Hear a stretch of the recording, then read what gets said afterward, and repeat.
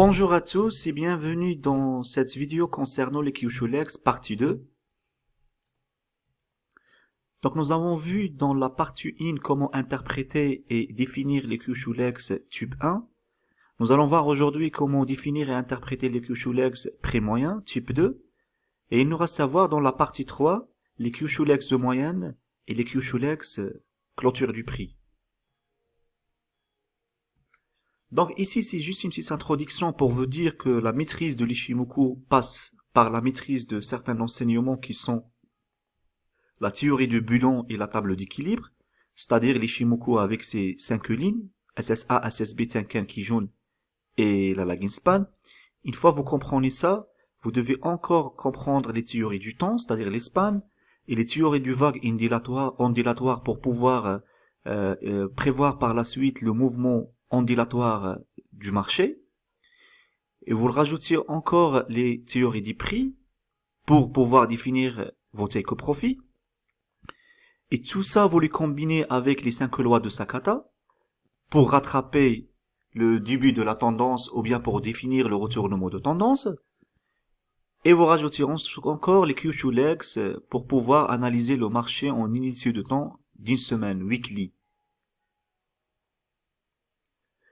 Je tiens à vous informer qu'il existe une chaîne d'un Français sur YouTube qui explique d'une façon très explicite ces enseignements, dans lequel je vous invite à vous joindre à ce canal,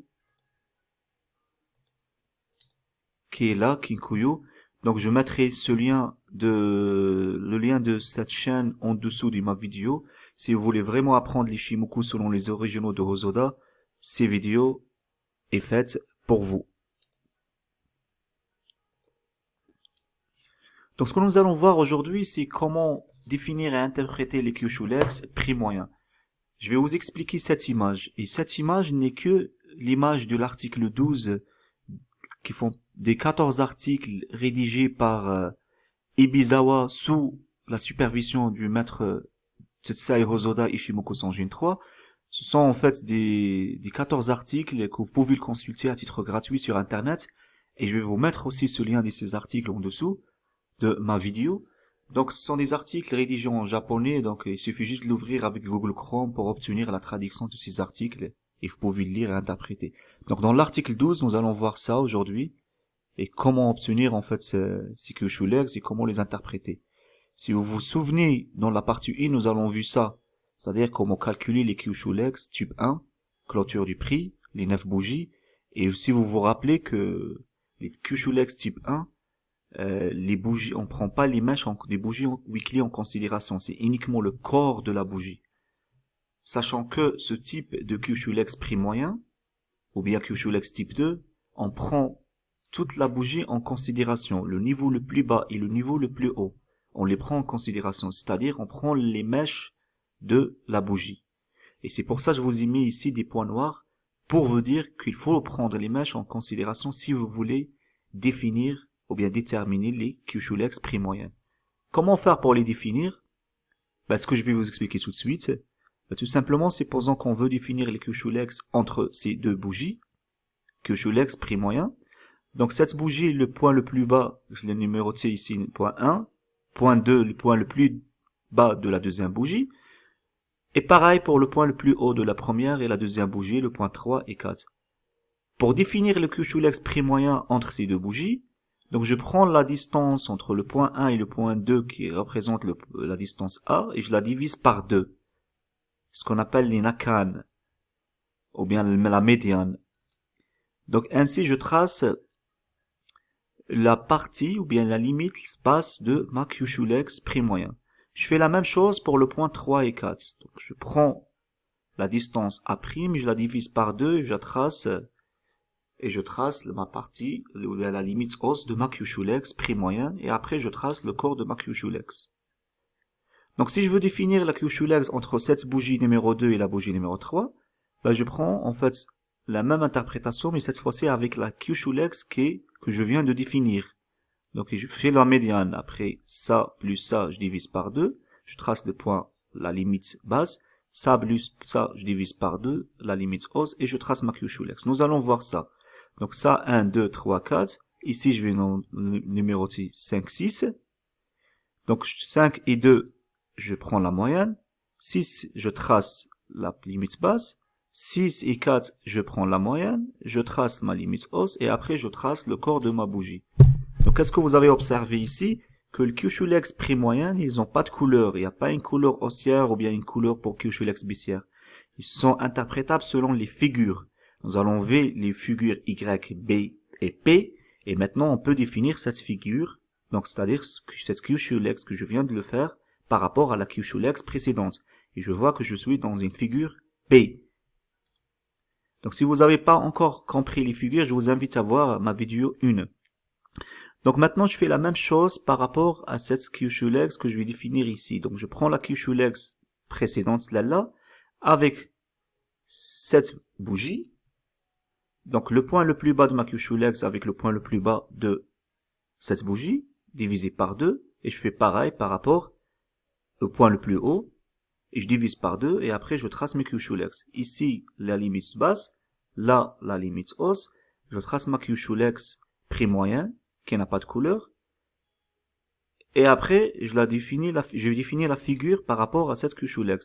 Donc, je suis toujours en figure B haussière. Je fais la même chose maintenant pour la Kyushu-Legs ici et cette bougie qui a clôturé en rouge. Ça va me permettre de savoir si j'ai un retournement de tendance ou pas. Donc, ce point le plus bas par rapport au point le plus bas divisé par 2 et le point le plus haut plus le point le plus haut divisé par 2. Et je trace mes Kyushu-Legs, je me retrouve toujours dans une configuration B haussière. Donc cette figure B haussière, malgré que cette semaine j'ai clôturé en rouge, cela ne veut pas dire que j'ai un signal de retournement de tendance délivré par les Kyushu-Legs prix moyen. C'est-à-dire je dois encore attendre. Après cette semaine aussi qui a clôturé en baisse, je vais tracer Kyushu-Legs prix moyen. Le point le plus bas par rapport au point plus le point le plus bas divisé par 2, le point le plus haut de ma Kyushu-Legs plus le point le plus haut de ma bougie divisé par 2, et je trace ma Kyushu-Legs. Ici, je suis dans une figure P. La figure P, ça veut, mais elle n'a pas une interprétation, donc je suis pas en tendance haussière, ni en une tendance baissière. C'est comme si je suis en range ici. Donc je prends le Kyushu-Legs de cette figure par rapport à la bougie, ce qui a été fait cette semaine. Donc le point le plus haut plus le point le plus haut divisé par 2, le point le plus bas plus le point le plus bas divisé par 2, et je trace mes Kyushu-Legs, et je la compare par rapport à la Kyushu-Legs précédente, de prix moyen, donc je me retrouve dans la figure Y. Donc la figure Y, on a dit B et B, c'est probablement une figure de retournement de tendance. Donc maintenant je compare cette Kyushu-Legs par rapport à cette bougie pour tracer. Je prends ça plus ça divisé par 2 et ça plus ça divisé par 2 pour tracer mes Kyushu-Legs actuels ici. Donc je me retrouve en configuration maintenant B baissière. Donc cette configuration B baissière de cette Kyushu-Legs, après je la prends en considération pour tracer ma Kyushu-Legs par rapport à cette bougie de cette semaine. Donc ça plus ça divisé par 2, ça plus ça divisé par 2, je me retrouve aussi dans une Kyushu-Legs baissière de figure B. Quand j'ai la figure B et B, c'est une figure de retournement de tendance. Ici, quelques remarques. Vous avez vu, j'ai pas mis les extrémités du Kyushu-Legs. C'était juste pour vous dire que certains indicateurs, ils représentent les Kyushu-Legs prix moyen sans les limites ici, comme l'indicateur de Moskova. C'est juste pour ça, pour vous dire que vous pouvez aussi tracer ça. Et comme vous avez vu, il n'y a pas de couleur. Aussi, troisième commentaire que vous devez prendre en considération, c'est que le signal délivré par le Kyushu-Legs prix moyen, tout seul, il n'est pas assez puissant. Il doit être combiné avec le signal du Kyushu-Legs type 1 et les autres signaux du Kyushu-Legs. Ça, c'est juste une seule, si vous voulez, un seul signal qui doit être combiné par les autres. Donc ici, j'ai un signal YBB, je vais voir les Kyushu-Legs normales, les Kyushu-Legs moyennes et les Kyushu-Legs clôture de prix. Qu'est-ce qu'ils me donnent pour le signal? Donc ici, les Kyushu-Legs prix moyen représentés par l'indicateur de Moskova, comme vous avez vu. Là, j'ai un signal B et B, ça veut dire probablement signal de retournement de tendance. Si je suis dans une tendance haussière, là, c'est un signal B baissier, ça veut dire c'est un signal de vente. Et je vais voir par rapport aux autres signaux.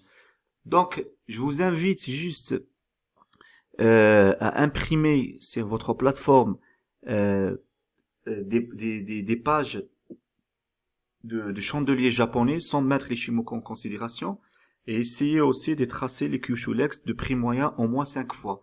Vous savez que l'écrit renforce l'aisance cognitive. Ça va vous permettre d'assimiler et bien comprendre comment tracer les Kyushu-lex et comment faire pour les obtenir. Je vous invite aussi à consulter ce lien.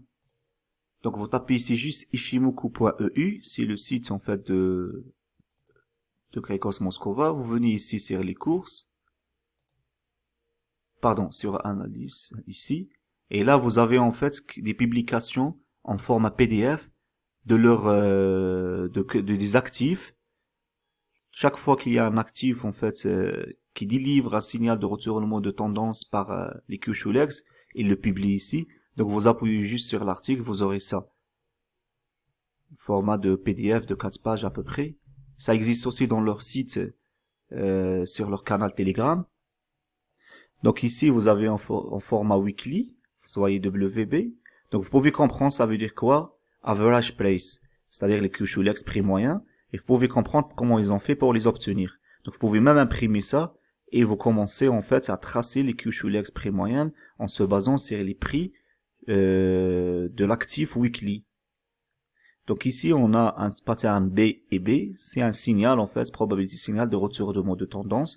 Quand j'étais en tendance baissière, maintenant je peux songer ou bien commencer en fait à chercher un signal de retournement de tendance ou bien pour acheter. Donc ici aussi le Kyushu-lex que nous avons vu type 1. Donc maintenant vous comprenez en fait d'où ça vient ces deux schémas. Il nous reste juste à voir la partie 3 et 4, les types 3 et 4 pour comprendre en fait les Kyushu-lex en total. Bah moi personnellement, j'analyse toujours le marché weekly en Kyushu-lex. Je l'analyse pas, c'est-à-dire par rapport à la théorie d'Ishimoku Sanjin.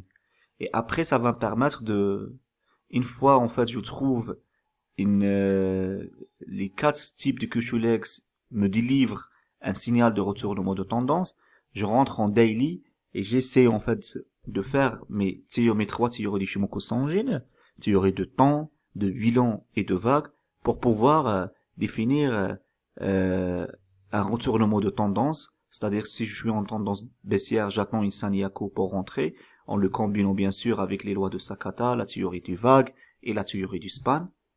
Et c'est déjà parce que j'ai déjà un signal de retournement de tendance. Si j'ai pas un signal de retournement de tendance dans le weekly, parce que c'est les unités de temps supérieures qui priment, j'ai pas un signal de retournement de tendance délivré par le Kyushu-lex weekly. Ici, même si, par exemple, supposons j'ai un signal d'achat, je vais pas rentrer. Toujours, je regarde le weekly en Kyushu-lex. Voilà. J'espère que j'étais explicite. Voilà, je vous souhaite une excellente soirée et je vous dis à la prochaine. Ciao.